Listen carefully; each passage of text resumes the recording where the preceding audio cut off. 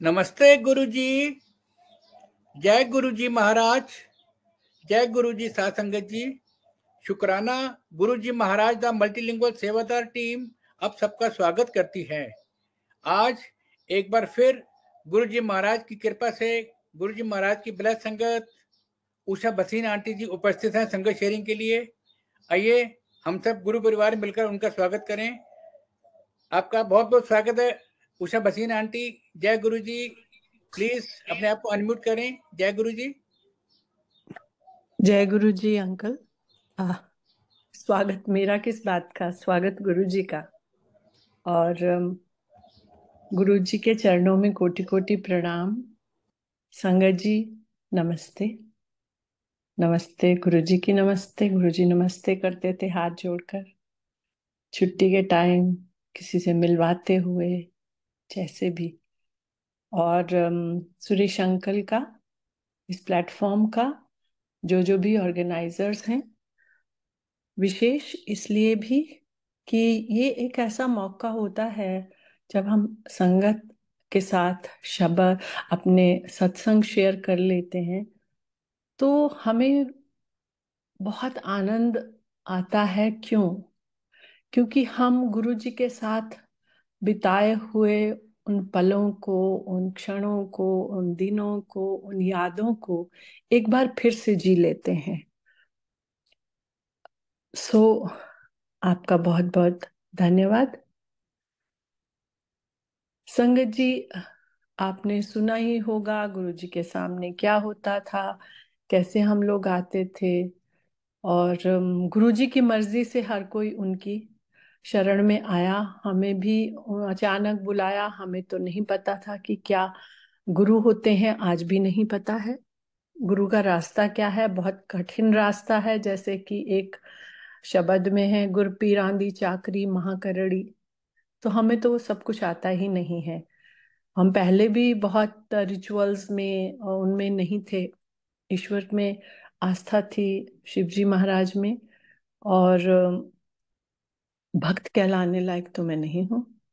हाँ, आस्था रही, उनके साथ प्यार रहा, और फिर उन्होंने इस रूप में दर्शन दे दिए। सो दिल्ली की धरती को प्रणाम, जहाँ गुरु जी के चरणों में जाने का अवसर मिला। उन सब चीजों को मुझे लगता है दोहराने से बेहतर ये होगा कि आज हम ये देखें कि हम किस दौर में से गुजर रहे हैं। और गुरु जी बार बार ये कहा भी करते थे, हमें सचेत करते थे, अगे टाइम बड़े माड़े आ रहे हैं। अगे टाइम बड़े माड़े आ रहे हैं, टावे टावे दिया जलेगा। तो जब कोविड शुरू हुआ तो सबको लगा ये वो समय है जो गुरु जी कहते थे। लेकिन संगत जी, वो तो एक पड़ाव था। आज अगर आप देखें, चाहे दुनिया में, चाहे देश में, मतलब बाहर, और अपने समुदाय में, अपनी कॉलोनी में या गांव में, घर में, परिवार में, अपने प्यारे लोगों में, सो बाहर, और उसके बाहर बाद अंदर। अंदर भी शायद कोई ही है जिसके अंदर कोलाहल ना हो, कैओस ना हो। क्योंकि समय ही ऐसे हैं। परिवारों का विघटन हो गया है, परिवार टूट गए हैं, हर कोई अलग अलग रहता है। वो जो हमारे एक थे, जो हमें सपोर्ट देते थे, हमारे जो सामाजिक सिस्टम थे, वो तो सब तो बिखर गए, खत्म हो गए। अब हर कोई अपनी अपनी में है। बहुत लोग हैं जिनके बच्चे विदेशों में रहते हैं, वो बुजुर्ग माता पिता अकेले होते हैं। तो मतलब समाज में इतना उथल पुथल हो गया है। और मैं नहीं जानती कितनी संगत है जो ये महसूस करती है कि हम लोग एक बड़े कठिन सी परीक्षाओं से, दौर से गुजर रहे हैं, जिसमें अपने भीतर का आनंद पाना जो है एक प्रयास का काम है। और उसमें हम कितने भाग्यशाली हैं कि गुरुजी ने हमें थामा हुआ है। हमें ये बिल्कुल पक्का विश्वास है कि पता है कि ये जो समुद्र में इतने तूफान आ रहे हैं, इसमें हमारी नैया को थामे हुए है एक शक्ति। वो महाशक्ति जिसको कोटि कोटि प्रणाम और संगत जी, हम सबने कोई अच्छे कर्म किए जो हमें पूर्ण गुरु मिले।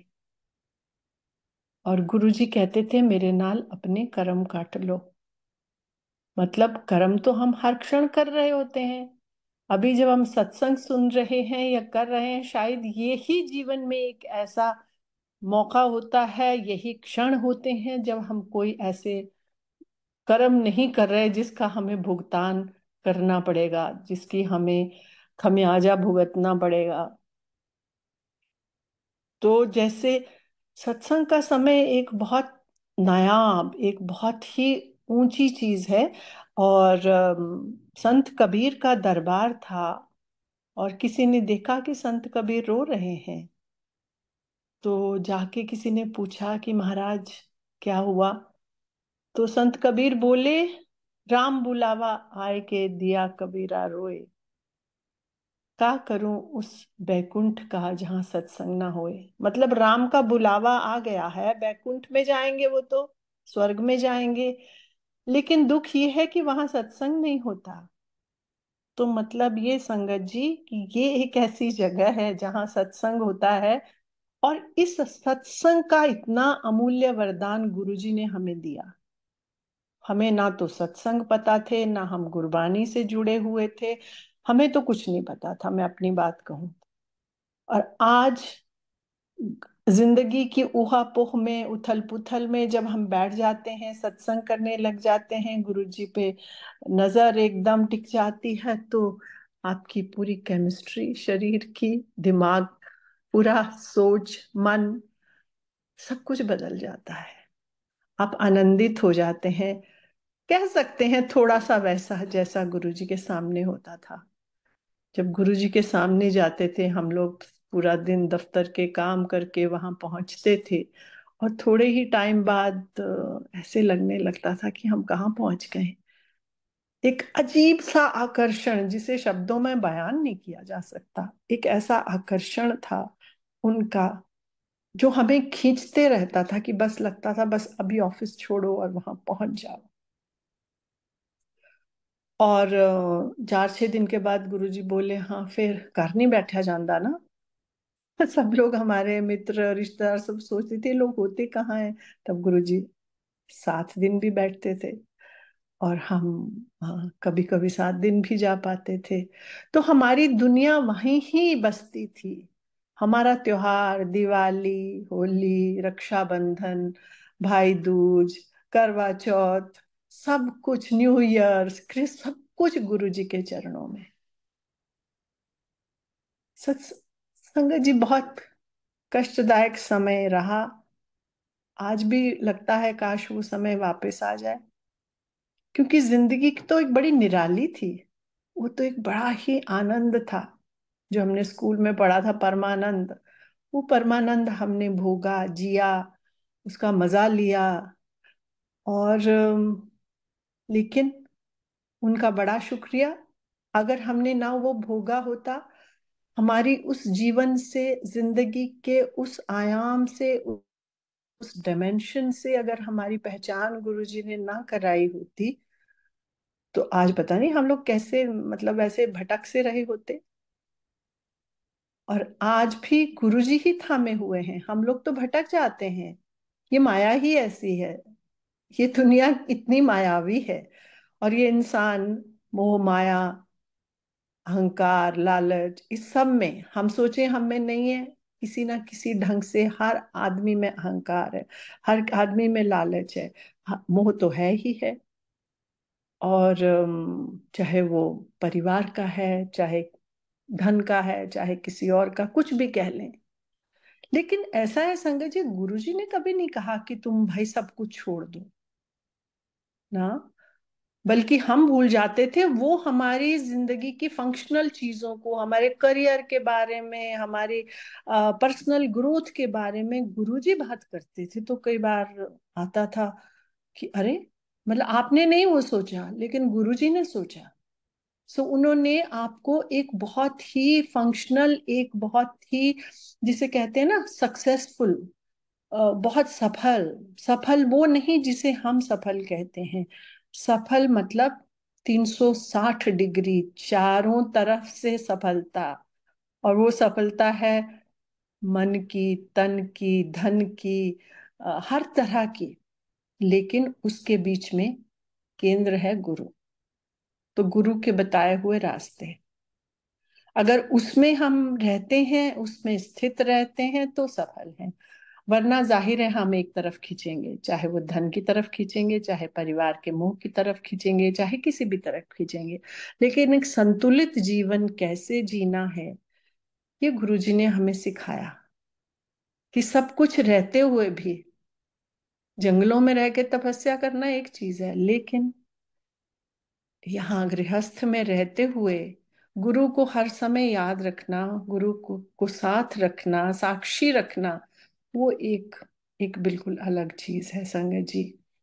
तो मैं एक दो तीन चीजें जो मुझे कहनी ही है, शायद कहने का हुक्म है, ऐसा कुछ है कि आजकल जैसे ठीक है, समय तो बदला और वो बदलता भी है।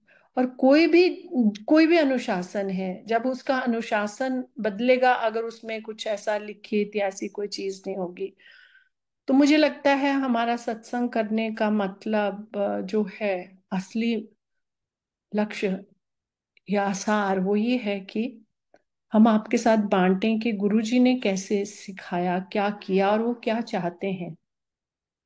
संगत जी, हम सारे लोग कुछ ना कुछ चाहते हैं ना।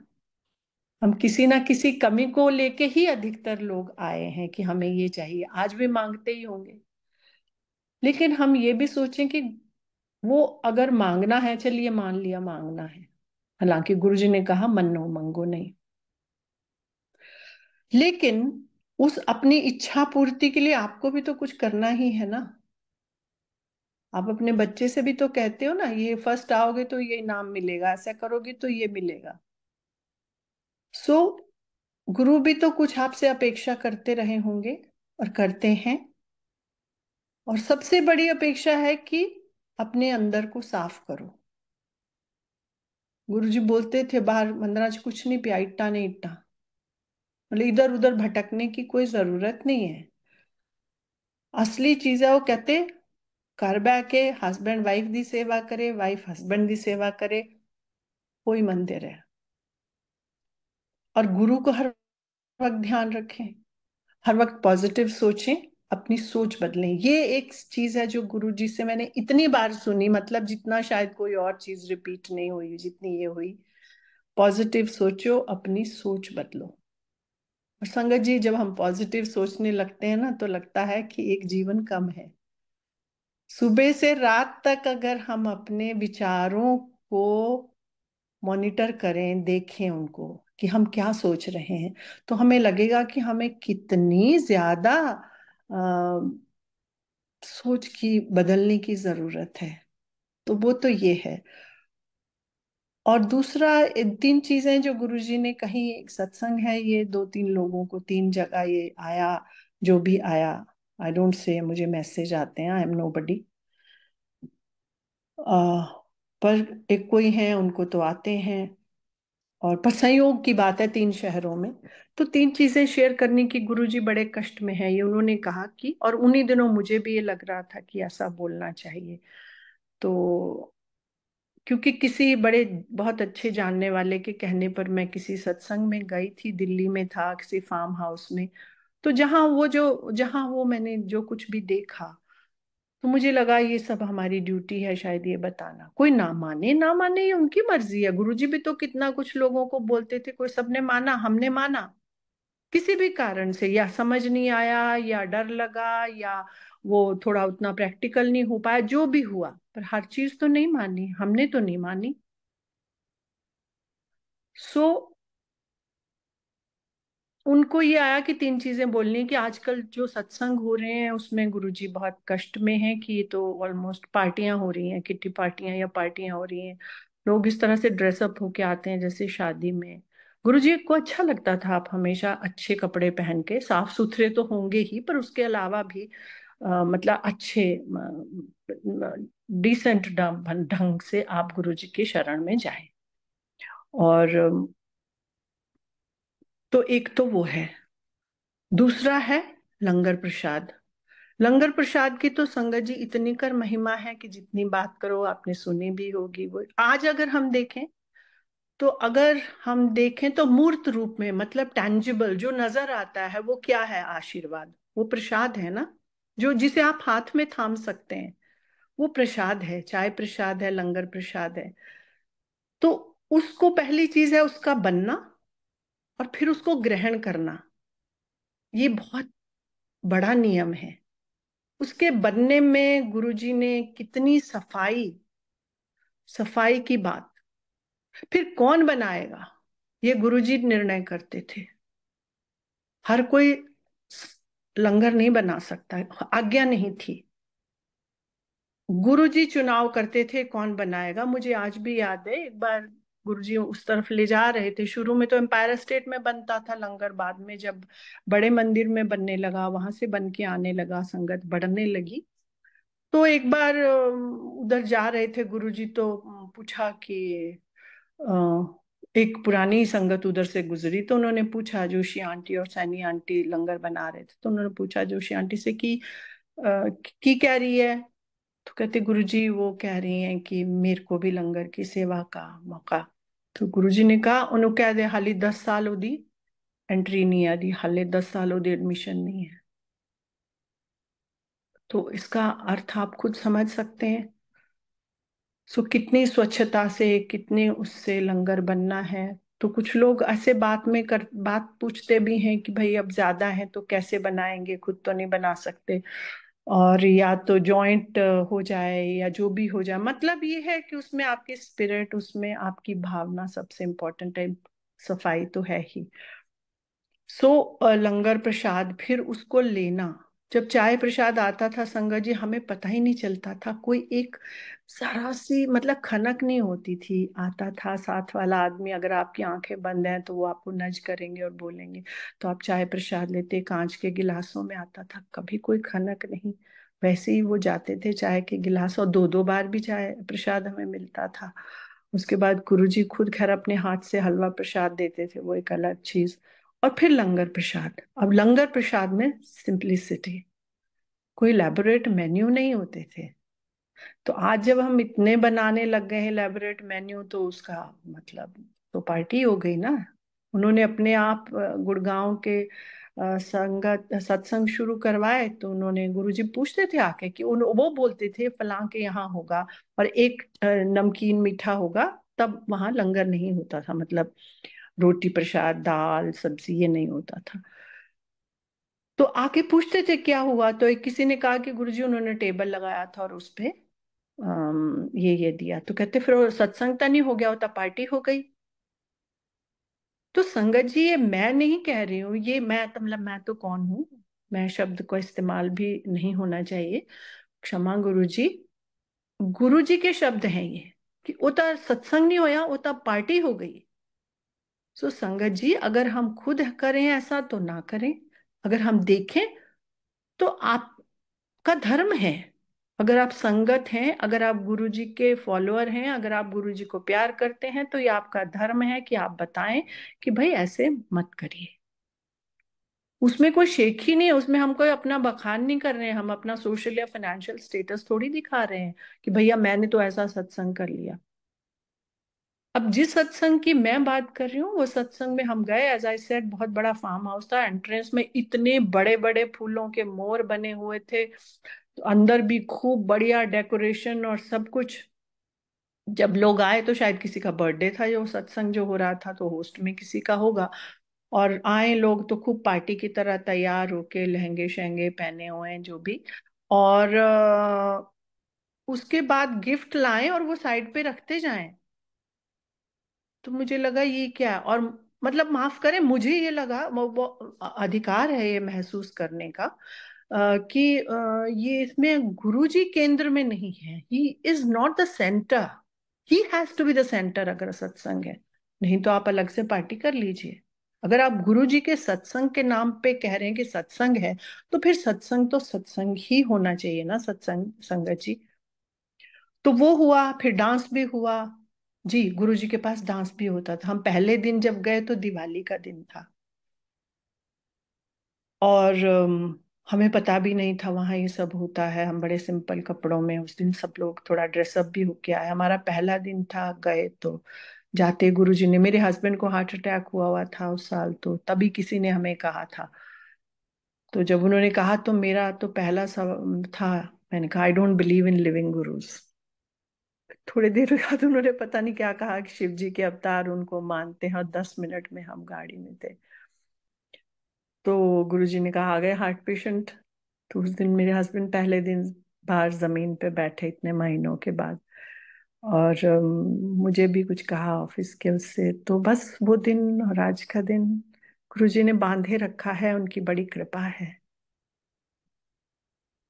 सो संगत जी, तीसरी चीज है, हाँ मैं डांस की बात कर रही थी, तो हुआ लंगर प्रसाद हुआ, इतना आनंद आनंद था उस दिन, और डांस भी हुआ सब चीज के बाद। दिवाली थी, डांस भी हुआ।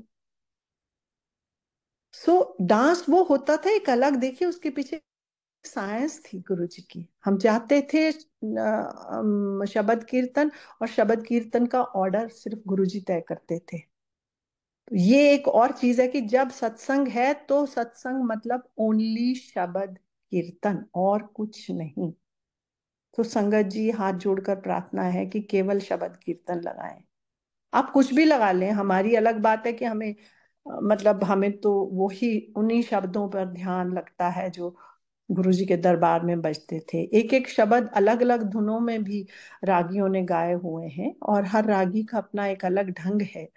पर जो क्लासिकल उसमें बंदिश में जो लिखा हुआ है कौन शब्द किस उस पे बजना है, राग पे, वो एक प्रिस्क्राइब्ड नॉर्म है। तो खैर वो एक अलग चीज है, लेकिन शबद कीर्तन उस समय भी गुरुजी के वंदना में लोगों ने गीत लिखे हुए थे, लेकिन वो गीत बजते थे बाद में, लंगर प्रसाद के दौरान। सिर्फ जब शबद कीर्तन की वो जो प्लेलिस्ट थी वो ओवर होती थी, गुरुजी खुद प्लेलिस्ट बनाते थे, उसका ऑर्डर भी खुद बनाते थे। तो जब वो ओवर हो जाता था तो उसके बाद वो प्लेलिस्ट के बाद एक वो जो एक आंटी है चंडीगढ़ की, उन्होंने गाया हुआ है, तो वो शिव जी का भजन वो बजता था। तो मतलब अब लंगर लगने लगा है, क्योंकि कोई टाइम तो फिक्स नहीं था। शुरू होने का 7 बजे टाइम फिक्स था, लंगर का कोई टाइम फिक्स नहीं था। आते थे लोग, बड़े बड़े सिंगर जो आज बड़े बड़े नाम हैं, उस समय इतने बड़े नाम नहीं थे। वो आते थे, शुरू में अपनी कैसेट्स लेके आते थे, फिर सीडीज लेके आते थे, वो बजते थे, लेकिन लंगर के दौरान शबद कीर्तन का जो रवानगी है, उसका बहाव है, वो किसी भी चीज से टूटता नहीं था। मतलब वो एक नॉन नेगोशिएबल एक्ट था, आप उसको बदल नहीं सकते, वो पत्थर पर लकीर था। और उसके पीछे गुरुजी की थोड़ी बहुत जो समझ है, हमें वो लगता है कि उसके पीछे एक बहुत बड़ी साइकोलॉजी थी कि कौन सा ऑर्डर में क्या बजना है। और वो संगत जी इस ऑर्डर में बजता, आते ही बहुत गहरा नहीं होता था फर्स्ट शबद कीर्तन शबद, धीरे धीरे उसकी गहराई, जैसे आप एक नदी में जाते हो ना, या तैराक जो है समुद्र में या नदी में जाते हैं, तो पहले या स्विमिंग पूल में भी जाते हैं, तो पहले कम गहरा पानी होता है, फिर गहरा, फिर गहरा, फिर गहरा, फिर तैरते हैं। तो गुरुजी का शबद कीर्तन वैसा ही था, ताकि हम जो अपने दिन का जो कुछ भी है उसको धीरे धीरे त्यागें, और फिर उसमें सराबोर हो जाएं जो गुरुजी ने एक माहौल बनाया हो। और उस वक्त लगता था जब घर जाते थे, इस सारी क्लींजिंग में, ये रोज क्लींजिंग होती थी, तो शबद कीर्तन हमारी क्लींजिंग करता है।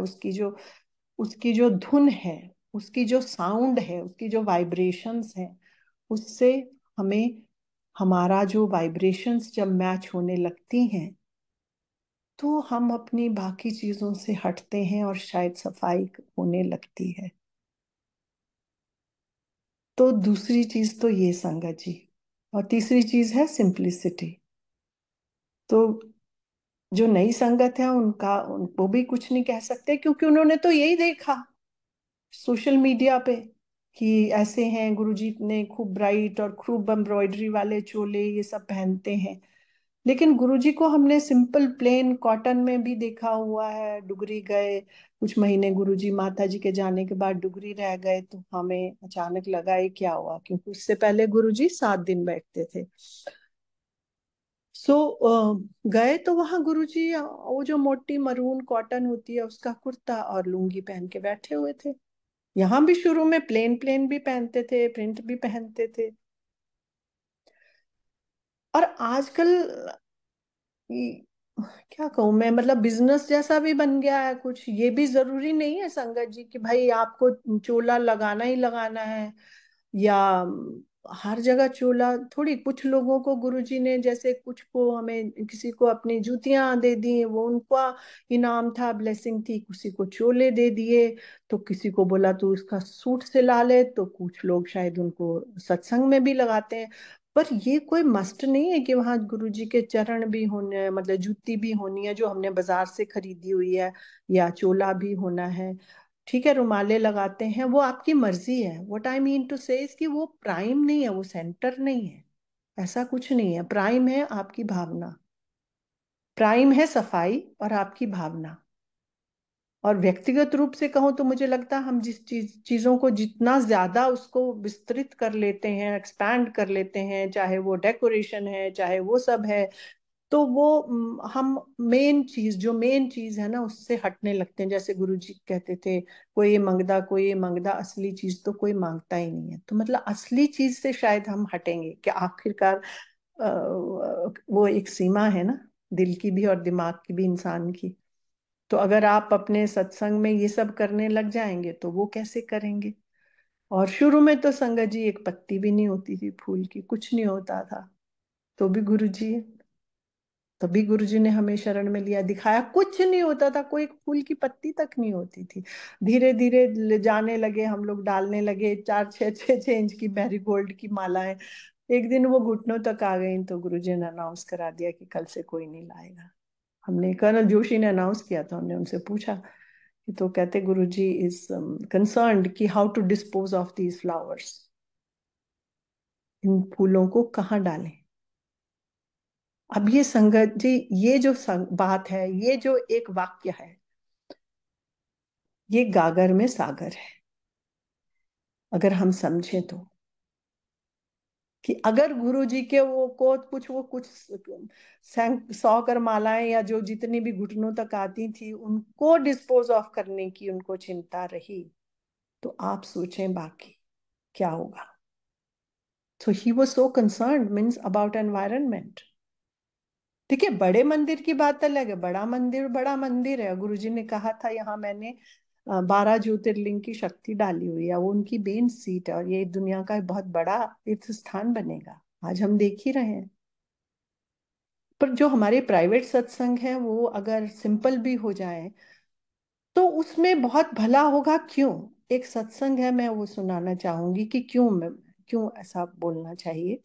एक बार हमारे वहाँ पड़ोस में, हम लोग गुड़गांव में तब रहते थे, किसी के यहाँ सत्संग था, और 30 40 लोग रहे होंगे। तो अ, हमने ये बोलना जब शुरू किया था, ये 3 चीजों का, सिंप्लिसिटी, लंगर प्रसाद और शबद कीर्तन के बारे में, तो मुझे लगा अब हो गया, अब ज्यादा क्या बोलना ना। तो मैं उस दिन नहीं बोला, थोड़ा छोटा सा सत्संग किया और बैठ गई। तभी मेरे एकदम बाद एक कोई उनके यहाँ नई संगत थी, उन्होंने कहा कि खुद ही वॉलंटियर किया कि जी मैं कुछ शेयर करना चाहता हूँ। तो वो खड़े हो गए और उन्होंने कहा, बताया कि वो बहुत तकलीफ में से गुजर रहे थे। उनके मतलब जॉब की प्रॉब्लम थी, जाहिर है पैसे की है, तो घर की भी समस्या थी। फिर धीरे धीरे फिर सब चीजें बिगड़ने लग जाती हैं, जब आपकी मेन एक जो धुरी होती है, जब वो हिल जाती है। तो कहते फिर हम बड़े मंदिर गए, और बाहर आए तो आते उनको बड़े मंदिर, वो गुरुजी के चमत्कार है कह लीजिए आप, कि आते ही, चमत्कार नहीं मैं कहूंगी, आशीर्वाद है वो, आशीर्वाद है कि बाहर आके उनको फोन आया कि जॉब का वो सब उनका ठीक हो गया। जब जॉब का ठीक हो गया तो बाकी चीजें भी ठीक हो गई। सो उनको लगा कि हमें गुरुजी का शुक्राना करना चाहिए और हमें सत्संग करना चाहिए। हस्बैंड वाइफ आपस में बोलने लगे कि हमारी इतनी गुरुजी ने एक विजिट में ये सब कर दिया। तो वो आपस में बात करने लगे, कहते हम आपस में हस्बैंड वाइफ बात करने लगे कि गुरुजी के सत्संग तो भाई बड़े भारी आलीशान होते हैं, बहुत डेकोरेशन करनी पड़ती है, बहुत खर्चा होता है, तो हम तो इतना नहीं कर पाएंगे। तो संगत जी, जैसे ही मैंने वो सुना तो मुझे ऐसा लगा कि गुरुजी ने मुझे झकझोरा और कह लीजिए मेरे तमाचा मारा कि जब तुम्हें ये बोला था ये कहने के लिए 3 बातें तो क्यों नहीं कही। मतलब बहुत लोग हैं आज भी, शायद कुछ लोग ऐसे हैं जिनको इस चीज से सुनकर कुछ सुकून मिलेगा या उनको संदेश मिलेगा। ये सत्संग का मतलब हैवी डेकोरेशन, हैवी चोले और हैवी सब कुछ ये नहीं है। सत्संग का मतलब है भावना। और हाँ, एक किसी ने कहा कि वो जब पहली बार किसी के यहाँ कनाडा में गई, सो कनाडा गई तो वो वहां उन्होंने सोचा यहाँ तो बड़ा खर्चा होता है, फूल महंगे होते हैं और कैसे करेंगे। तो कहती मैं वहां गई, कहती मैंने सोचा कि आर्टिफिशियल फ्लावर्स भी लगते हैं क्या। तो जिनके यहाँ गई वो तो उनको बहुत भारी गुरुजी की कोई ब्लेसिंग मिली थी, बहुत बड़े किसी संकट से, बीमारी से उन गुरुजी ने उनको निकाला था। और उन्होंने पहला सत्संग किया तो कहती मैं उनके यहाँ जब गई और देखा तो वहां तो आर्टिफिशियल फ्लावर्स का एक बुके पड़ा था। यानी कुछ भी गलत नहीं है, गलत केवल भावना है, गलत केवल हमारे भीतर की और बाहर की गंदगी है। और गुरुजी बोलते थे ना कि जैसे मैं आते हो तो मैं पहले तुम्हें अंदर से मांजता हूँ। तो गुरुजी संगत जी, मुझे तो बार बार यही लगता है कि गुरुजी बोलते हैं कि तुम अपने भीतर को साफ करो। गुरुजी भी तो यही करते थे ना रोज। हम जब जाते थे तो दफ्तर के घर की सारी परेशानियों से भरे हुए, और परेशानियां ना भी हो पर उस जिंदगी से भरे हुए, तो ऐसा लगता था कि हम डस्टबिन भर के जाते हैं। और जब बाहर निकलते थे 10, 11, 12, 1, 2, 3 बजे जब भी निकलते थे तो ऐसा लगता था हम एकदम हल्के फुल्के, पर 2-2 लंगर खा के, 6-6, 8-8 इमरतियां खा के, इतने हलवे खा के, बाद में समोसे शुरू हो गए वो खा के, इतने हल्के फुल्के बाहर निकलते थे संगत जी। तो मतलब तो केवल अपने भीतर की सफाई करना है। और वो सफाई कैसे होगी उसका भी रास्ता गुरुजी ने बताया है कि रब कोलो डरो नी, रब नू प्यार करो। गुरुजी प्यार ही तो चाहते हैं। गुरुजी आपकी हैवी डेकोरेशन और ये सब नहीं चाहते, बल्कि मुझे तो माफ कीजिए मैं बोलने, मुझे लगता है ये बहुत सालों से लगता है, और अभी मैंने एक आध बार ही बोला है कि जब वो लोग बड़े सिलमे सितारे वाले वो उनका आसन बनाते हैं, उस पे रख देते हैं, तो मुझे लगता है अरे, अगर मानिए हम चाहे अबल, तो वो आत्मा है। अब हम जानते हैं श्रीमद् भगवत गीता, आत्मा को कोई गला नहीं सकता, हवा सुखा नहीं सकती, आग जला नहीं सकती। तो वो आत्मा अगर आके उस आसन पर बैठी है तो उनको क्या। लेकिन अगर आपको और कोई भावना है कि हमारे गुरुजी आए हैं जी, यहाँ सिलवट भी पड़ी है, ठीक है, मतलब अदृश्य शरीर आया है, तो क्या वो सिलमे सितारे वाले वो जो थे वो चुभेंगे नहीं उनको। सोचिए ना, आपकी अगर कोई बड़ी प्यारी चीज है उसको आप ऐसे रखेंगे। आपका बड़ा प्यारा सा बच्चा है, उसको आप ऐसे, आप तो सोचेंगे नरम नरम गुदगुदा कुछ हो उस पे, गुरुजी उनको बिठाए बच्चे को, तो गुरुजी को भी वैसे बिठाइए। सो मतलब मेरा कहने का ये है कि इन चीजों से थोड़ा सा हटें हम। इनको हम विविध रूप में लें, जिसको बहुत इलेबोरेट करना है वो करें, लेकिन जबरदस्ती नहीं। उसको सिंपल भी रखिए ताकि हमें सारी विविधता, सारी वैरायटी लोगों की किस किस तरह की, मतलब गुरुजी के संगत में तो जिसे कहते हैं शायद एक सेंटेंस अंग्रेजी का, माफ कीजिए मैं वो एक मैं प्रतीक मान रही हूँ, पैरामीटर है कि जिसको एक शब्द अंग्रेजी का नहीं आता, या जो शायद ग्रेजुएट भी नहीं है, ऐसे लोग से लेके टॉप ब्यूरोक्रेट, पॉलिटिशियंस, प्रेसिडेंट और top generals of Indian army और बड़े बड़े डॉक्टर आते थे। तो कितनी विविधता थी, कितनी वैरायटी थी। और वो सब ये सोचते हैं गुरु मेरे हैं, हम बहुत पोजेसिव रहे हैं अपने गुरुजी के बारे में, आज भी हैं। और गुरुजी भी हमारे बारे में पोजेसिव हैं बहुत ज्यादा, इतना मैं बताऊं आपको। वो अपनी संगत को कहीं जाने नहीं देते, कहीं छोड़ नहीं देते, यूं खींचते हैं जैसे रस्सी गले में डाली हुई है। उनको बहुत बुरा लगता है, वो बहुत पोजेसिव है आपके बारे में, क्योंकि वो आपसे बहुत प्यार करते हैं। माता जी बोलते थे, इनू अपनी संगत दे आगे कोई नहीं हैगा। मीन्स गुरु जी के लिए संगत सर्वोपरि है।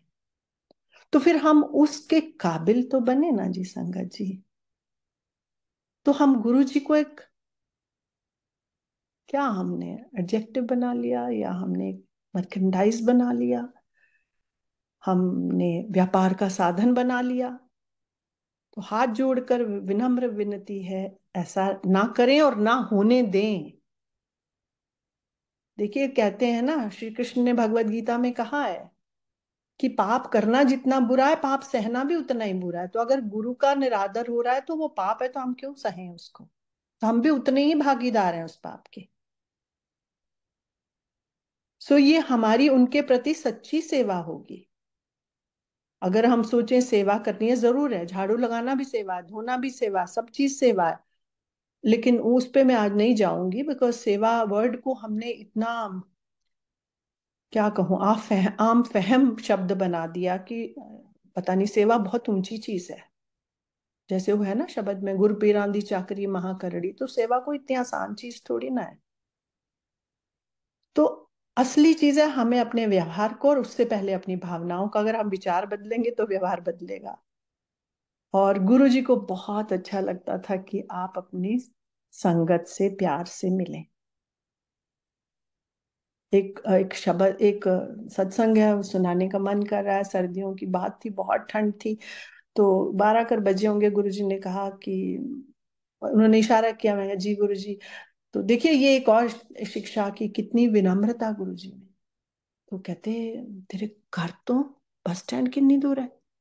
अब मुझे समझ नहीं आया ये क्या सवाल है, तो शुक्र है मैंने नहीं पलट के कुछ पूछा, बिकॉज मुझे नहीं पता था गुरु के रास्ते, और मैं तो सिंपल स्ट्रेट बात करती थी गुरु जी से। तो मैं कहा, वो गुरु जी नजदीक ही है। विदाउट थिंकिंग, अब मैं क्या जवाब दूं, कितनी दूर है।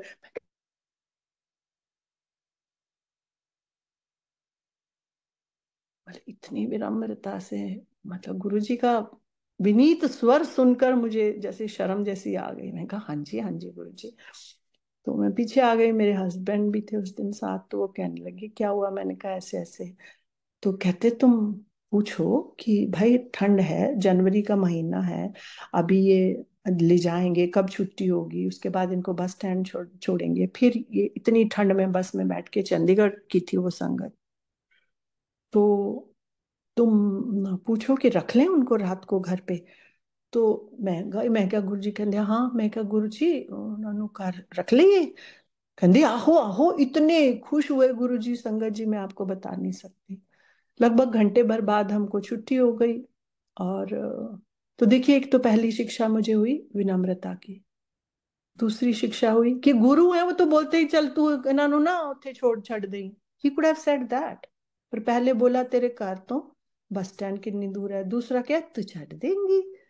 मतलब ही डिडंट अज्यूम अथॉरिटी। वो बोलने, मतलब कुछ भी हुक्म में दे सकते थे ना वो।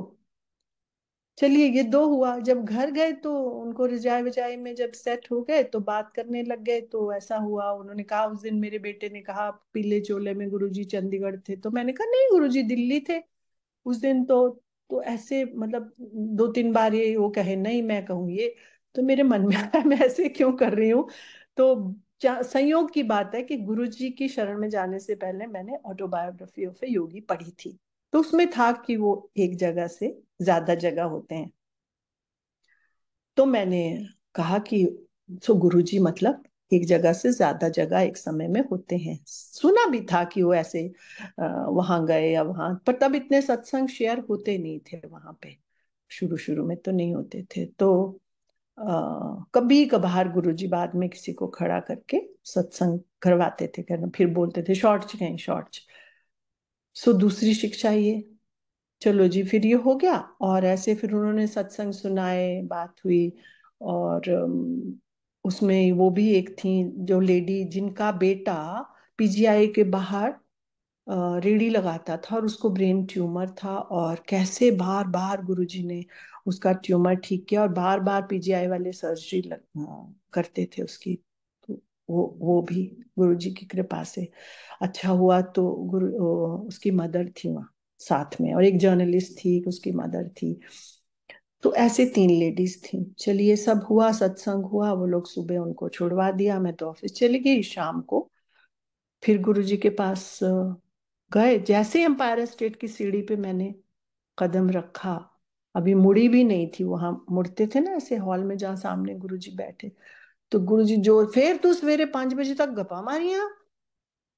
देखिए संगत जी, इस सत्संग में कितनी शिक्षाएं हैं। मतलब उनको सब पता कि तुम घर में क्या कर रहे हो, तुम्हारा क्या काम है, तुम क्या बात कर रहे हो।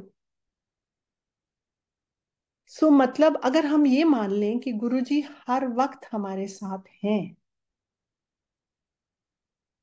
तो फिर हम अपने विचारों को भी मॉनिटर करेंगे, उन पे भी सोचेंगे। हम सोचेंगे हम किसी को धोखा तो नहीं दे रहे, हम किसी की निंदा तो नहीं कर रहे, हम किसी का बुरा तो नहीं सोच रहे।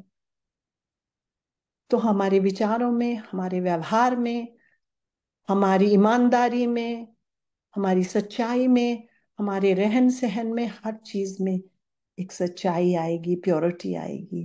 और गुरुजी यही तो बदलना चाहते थे ना। ये जो संगत जी हम देखते हैं, गुरुजी ये कर रहे हैं, ये ब्लेस किया, वो अपनी जगह है, वो एक चीज है। लेकिन असल जो बोलते थे गुरुजी की असल कोई मंगता नहीं। सो ऐसा समझ में आता है कि गुरुजी चाहते हैं आप खुद को बदलें, अपने भीतर को बदलें, लोगों से प्यार से रहें। और संगत जी, जब हम प्यार से रहेंगे ना, तो सारी समस्याएं समाप्त। अगर हम अपने दिल में गुरु का प्यार भर लें, तो हम उसको बांटेंगे। उससे बड़ी सेवा क्या, उससे बड़ी सेवा कोई हो सकती है कि गुरु का प्यार आप बांट रहे हो। तो असली सेवा वो है जो मुझे, आज मेरे मुंह से निकल रहा है ये, कि असली सेवा वो है कि आप प्यार बांटें, औरों का अच्छा सोचें। तो हम गुरु के सेवक, गुरु के भक्त कहलाने के लायक हैं, या फॉलोअर कहलाने के लायक हैं, या उनके प्यारे कहलाने के लायक हैं। बाहर के आडंबरों में जो है, वो तो मुझे नहीं पता कि अगर आप पढ़ें भारत की इतनी समृद्ध आध्यात्मिक शिक्षा है, आज से थोड़ी शताब्दियों से, कहीं भी किसी को बाहर के आडंबर से कुछ मिला? किसी को नहीं मिला। जिसको मिला, मैं देने से, गुरुजी बोलते थे ना, अपना बाहर जूतियां नाल बाहर छड़ के आया करो। और ऐसा नहीं संगत जी, हर तरह के लोग तब भी आते थे। कुछ लोग ऐसे भी आए जो गुरुजी को नुकसान पहुंचाना चाहते थे, आए ऐसे लोग। तो उनका क्या हश्र हुआ। और हम, बहुत से लोग आए, हमारा काम नहीं हुआ, इनके तो काम हो गए। सो वो भी होता है। आपके टेस्ट भी होते हैं, कोई आसान नहीं है। पर असली चीज ये है कि कितना बड़ा वरदान है हमारे पास, कि एक ऐसी जगह है, एक ऐसी रूह है जिसके पास हम अपने कर्म काट सकते हैं सगत जी। चाहे तन के दुख हैं, मन के दुख हैं, रिश्तों की मुश्किलें हैं, पैसे की मुश्किल है, जो भी है, हमारे अपने कर्म है। हमारे अपने कर्म है, इस जन्म के या किसी भी जन्म के। जब हम ये समझते हैं ना ये मेरे कर्म है, तो आपको किसी से शिकायत नहीं होती कि मेरे साथ ही हुआ, दूसरे के साथ, उसके साथ तो नहीं हुआ, मेरे साथ ऐसा क्यों हुआ। ये आपका कर्म है। और फिर आपको उसमें शायद कोई दुख भी नहीं होता, क्योंकि आपको लगता है भाई मैंने ही तो किया होगा ना, इसीलिए मुझे ये भुगतना पड़ रहा है। तो कोई नेगेटिविटी नहीं आती इसमें फिर। सो हमें काटना तो पड़ेगा। गुरुजी बोलते थे 90% तो मैं अपने उत्ते लेना, 10 मिनट 10% हमें काटना पड़ता, उसमें हम इतने तकलीफ में आ जाते हैं। हम सब आते हैं, आफ्टरऑल इंसान है ना। हर कोई अच्छा जीवन चाहता है। अच्छा जीवन तो खैर गुरु के चरणों में ही है, और तो कहीं हो नहीं सकता। अपने कर्म करते हुए हम ये कर लें तो बड़ी कृपा। और दूसरा गुरुजी ने कहा था फ्लेक्सिबल, दिखाया कि फ्लेक्सिबल रहना है, प्रैक्टिकल रहना। प्रैक्टिकल शब्द का गुरुजी बहुत इस्तेमाल करते थे। प्रैक्टिकल रहना है, हमें लकीर के फकीर नहीं होना। गुरुजी ने हमें सब वहमों से दूर कराया। जितने ये रिचुअल्स होते हैं जो भी, कि ऐसे करो, यहाँ पूजा करो, गुरुजी ने सबसे हटाया। कभी उन्होंने इतने सालों में नहीं, जब बन रहा था बड़ा मंदिर तब लेके जाते थे गुरुजी, कभी बस दिखाते थे छोटे बच्चे के, देख मेरा कमरा, ये देखिए, ये देखिए, मतलब इतना, मतलब आनंद लो हर चीज का। ही यूज्ड टू से कि खुश रहा करो, खुश रहा करो। तो जो हमारे पास है हम उसमें आनंदित रहें, खुश रहें, और इन सब वहमों से दूर रहें। जितने वहम हम लोग पालते हैं, हम भी विश्वास करते थे चीजों में, जैसा है, हॉरोस्कोप्स भी होते हैं, ये भी होते हैं। उन्होंने कहा ठीक है, अच्छा है, लेकिन पढ़ना किसी के बहुत कम आता है, फिर लोग गुमराह करते हैं। और ग्रहों का तो अपना एक चक्र है। तो सबके आगे अगर हम हाथ जोड़ दें, लेकिन वहमों में ना पड़े। जब हम वहमों में नहीं पड़ते तो हम डरते भी नहीं है, तो हम भगवान से डरते नहीं, हम भगवान को प्यार करने लग जाते हैं। गुरु जी ने, देखिए, जितने सार तत्व हैं, चाहे आप फिलोसॉफिकल किताबें पढ़ लीजिए, धार्मिक पढ़ लीजिए, कुल मिलाकर ये है। और उसको गुरु जी ने इतने सिंपल साधारण ढंग से हमें सिखाया। सब कुछ कह के नहीं सिखाया, दिखा के सिखाया। कभी एक आध कोई शब्द, अक्षर, शब्द भी नहीं, अक्षर, इशारा किया होगा, लेकिन अधिकतर तो उदाहरण से दिखा के कि ये घटना घटी, जैसे ये मैंने बोली, अ, 3 लेडीज वाली, तो उसमें सिखाया ये करना। अब आप उस शिक्षा को रखते हैं या आप उसको बिखेर देते हैं, ये आपके ऊपर है। हम अगर उसको पकड़े रखते हैं तो हम बुद्धिमान हैं। गुरुजी ने बोला था, गावा मज्जा नु रब ने बुद्धि नहीं दिती हुई, बंदे नु बुद्धि दिती हुई है, ਉਹਦਾ भी तो इस्तेमाल करो। तो गुरु का रास्ता जो है वो ये नहीं कहता कि आप अंधाधुंध, ब्लाइंड फेथ नहीं है हमारे गुरु जी का, कि ये बोला तो ऐसे ही करो। It's so flexible. जो जलती है जला दो भाई, अगर नहीं ही जलती तो ये थोड़ी कि आप गुरु जी आपको छोड़ देंगे ना। धार्मिक अगर कोई आपका अनुष्ठान है तो आप नहीं कर सकते ये सब ना, क्योंकि वो बंधा हुआ वैसा। लेकिन गुरु जी का वो रास्ता नहीं है। वो भावना प्रधान है, वो आपकी स्पिरिट प्रधान है, आपकी सोच प्रधान है, कि आप अपनी सोच को बदलें। और संगत जी, ये भी एक कि अक्सर कि आजकल बहुत सुनने में आ रहा है। अभी हम किसी पुरानी संगत को, हमारे फ्रेंड, उनको मिले तो वो बता रहे थे कि उनकी मेड आ रही थी सफाई करने, तो उसको रास्ते में, गुरु, उनको पता था ये गुरु जी के फॉलोअर है, तो उसको रास्ते में गुरु जी का स्वरूप मिला, सड़क पे पड़ा हुआ, तो उठा लाई और उनको दिया। वो लंबी कहानी है। एक और बाई चांस इन्हीं दिनों ये सब कुछ आ रहा है समझ में। जैसे मैंने कहा, पहले आ रहा था कि सत्संग ऐसे नहीं होने चाहिए, 3 बातें निकली। आजकल ये गुरुजी अलग अलग लोगों से सुनवा रहे हैं कि भाई ये हो रहा है। तो हम इतना ज्यादा चीजें बांट रहे हैं, ऐसी चीजें बांट रहे हैं ना जो गलती है, जो जमीन में नहीं जा सकती, तो फिर कहाँ लोग ले जाएंगे। किसी एक आध की, चलिए मान लिया सड़क पे गिर गई गलती से, लेकिन जगह किसी और ने भी कहा कि कूड़े के ढेर पे है, तो ऐसा क्यों, ऐसा निरादर क्यों आप होने दे रहे हैं। तो हम ये सोचें कि ये जो होड़ लग गई है कि ये भी बांटना, इतने स्वरूप बंटने हैं, इतना ये होना है, ऐसा ना करें प्लीज। उतना लें जो आप श्रद्धा से अपने पास रख सकते हैं। लोग जबरदस्ती, मैं हमने देखा था पीछे कभी जब होता था कि मंदिर में भी सबको चाहिए, स्वरूप चाहिए, और चाहिए, ये चाहिए, उधर भी चाहिए, और लोगों को बांटना भी है। जब सत्संग है तो जरूर बांटना है। फिर अगर रख दीजिए, अगर किसी को चाहिए तो ले लेगा, नहीं चाहिए तो ना ले वो। लेकिन हर कोई इतना सारा इकट्ठा करके क्या करेगा उसका। आप ये सोचें ना, अलमारियां भर देंगे, किसी का पूजा घर कितना बड़ा है। Let us be practical. Guruji ने कहा ना प्रैक्टिकल। सो अगर लेट्स बी प्रैक्टिकल, क्या हम कर पाएंगे? क्या उतने अगर हम फोटो फ्रेम कर लेते हैं उतने अपने घर में रख पाएंगे? असल तो है अगर एक भी फोटो है, हम उसके आगे नतमस्तक हो सकें, उसको साफ कर सकें। अगर 10 हैं तो 10 उतने।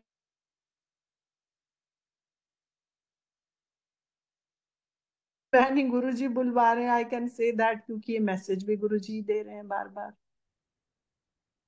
तो हम थोड़ा सा प्रैक्टिकल हो जाएं और हम अपने आसपास देखें कि क्योंकि आज सारी दुनिया गुरुजी की फॉलोअर हो गई है। एक किसी ने कहा कि आजकल जी ट्रेंड है। What do you mean trend है? कि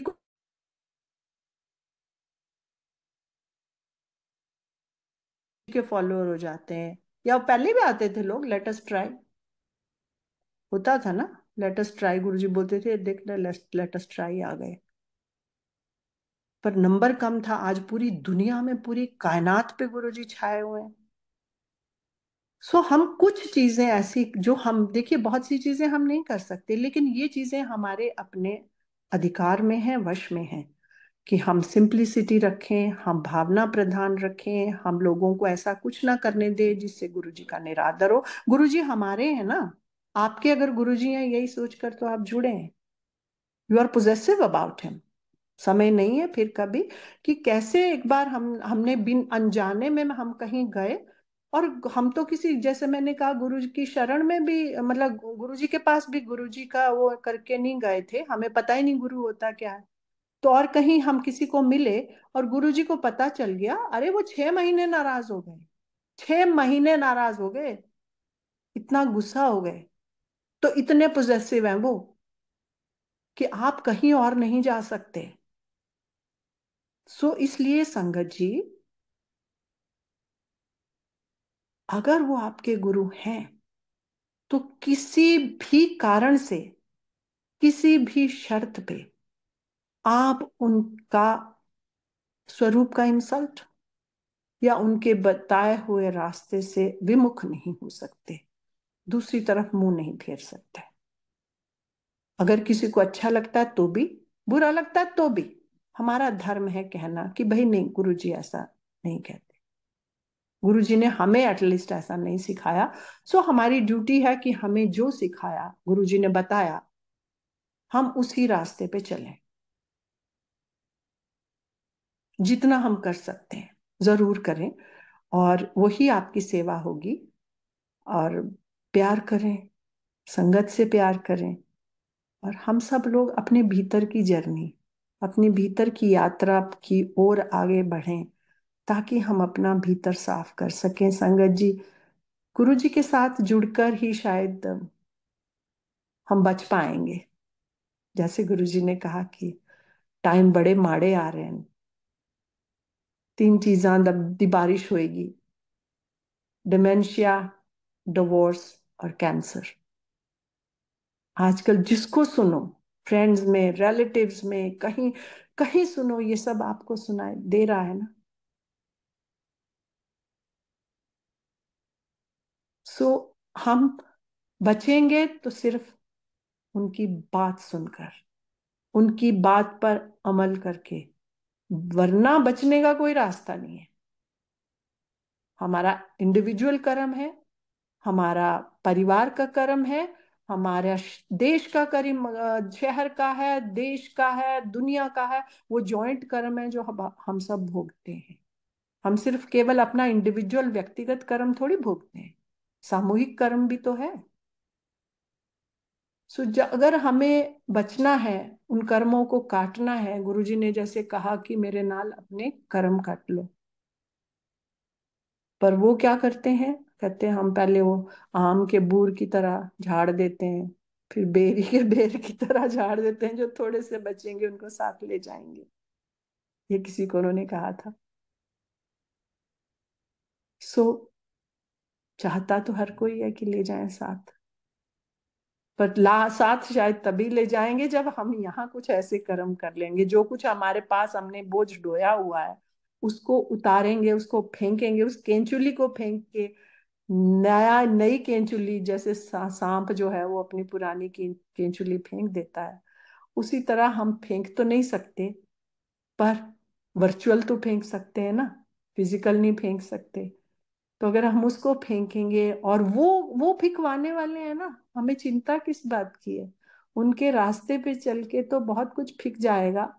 वो क्षण क्षण में, अगर हाँ हम सुनने वाले होने चाहिए, जैसे मैं अक्सर बोलती हूँ, हमारा एंटीना जो है ना उनकी तरफ अटका हुआ होगा। आज तो सैटेलाइट का जमाना है, ना डिश चाहिए ना कुछ चाहिए। जब एक आगे एंटीना होता था ना दूरदर्शन का, और उस वक्त अगर बारिश तूफान आए तो वो हिल जाता था, और फिर वो स्नो आ जाती थी टीवी मॉनिटर पे, पिक्चर खत्म हो जाती थी, तो उसको एंटीना को हिलाना पड़ता था।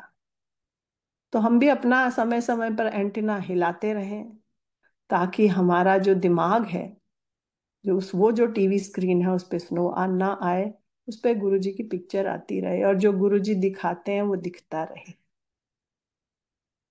सो यही प्रार्थना है संगत जी, गुरुजी से, कि वो हम सबको ऐसी बुद्धि दें, ऐसी समझ दें, सम्मति दें, कि हम उनके रास्ते पे चल सकें, और हम खुद ऐसी कुछ प्रतिज्ञा करें कि हाँ भाई, हमने एटलीस्ट ये तो नहीं होने देना, ना मैंने खुद ऐसा करना, और ना मैंने जहां तक हो सकेगा ना करने देना है। देखिए, मूवमेंट इतनी बड़ी आई है, इतनी बड़ी मूवमेंट है लोगों की लाइफ में, ऑलमोस्ट रेवोल्यूशनरी मूवमेंट है ये। तो उसमें लोगों का ही योगदान है उस मूवमेंट को बनाने में, तो उस मूवमेंट को सही रास्ते में चलाने में भी तो लोगों का ही योगदान है। हम ये कभी ना समझे कि भाई मेरे एक से क्या होगा। एक से ही होता है, शुरुआत तो कहीं से होती है। या हो सकता है आपके साथ 1 और 1 11 हो जाए, और 111 हो जाए और 1011 हो जाए, और 1 लाख हो जाए। तो मतलब जरूर करें, और गुरु जी के प्रति प्यार रखें, संगत के प्रति प्यार रखें। और हम, गुरु जी से प्रार्थना है, गुरु जी सबको सम्मति दें, ताकि हम अपना जीवन जो है ठीक ढंग से आपकी रजा में जी सकें, जैसा आप चाहते हैं, जैसा आप अप्रूव करते हैं, वैसा हम जी सकें। और सबको आप स्वस्थ रखें, सबको स्वास्थ्य का वरदान दें, और सबको सुख शांति का वरदान दें गुरु जी। सबको ब्लेसिंग दें, आपकी बड़ी बड़ी कृपा, जो आपने ये बोलने का मौका दिया, और संगत की बड़ी कृपा, धन्यवाद, शुक्राना कि उन्होंने सुना। और इसके बीच में किसी को कोई विचार, कोई शब्द, कोई अक्षर अन्यथा लगा हो, तो मैं क्षमा प्रार्थी हूँ, और गुरु जी के चरणों में प्रणाम, नतमस्तक। और प्लेटफॉर्म का बहुत बहुत शुक्राना। सुरेश अंकल, नमस्ते, जय गुरु जी। जय Guru ji Maharaj. Over to you Kamini Tandon aunty. जय गुरु जी, शुक्राना Guru ji. Aunty, thank you so much for sharing such a beautiful satsang. आपकी इतने सरल तरीके से आपने इतनी गहरी बातें हम सब संगत के लिए मैसेजेस छोड़े हैं। all all your what you have told is actually pearls of wisdom for the entire संगत। अगर हम ये सब बातें समझ जाएं और इनको internalize कर लें and we make it a way of life, I'm sure we will be able to reach our final destination, that is Guruji. So आपका सत्संग is like a guiding light and footprints जिस पे हम चल के आप सबको फॉलो करके गुरुजी तक पहुंच सकते हैं. And thank you so much for telling and reminding us once again that we cannot take Guruji for granted. He's Mahashiv. He's the creator of the universe. तो हमको उनको उसी रेवरेंस से और उसी प्यार से अपने अपने आप को सरेंडर करना है। एंड कुछ भी हम ऐसा ना करें जिससे गुरु महाराज को हम हर्ट करें। Thank you so much aunty, Indeed very indebted to you for sharing all these beautiful satsang with us today. Thank Please, you so but much. don't burden me with this because I am nobody. It's all Guruji. Nikhil, He Nikhil, gives the Nikhil. opportunity. He makes you say everything. So we are all indebted to him. Thank you so much, auntie. Thank you. Thank you to you. Jai Guruji. Jai Guru. Thanks a lot जय गुरु जी। जिन aunty. अनंतम आपके आपका एक एक message संगत ने सुना है कि आप ऐप महाराज की कृपा बने रहे। जय गुरु जी, शुक्राना गुरु।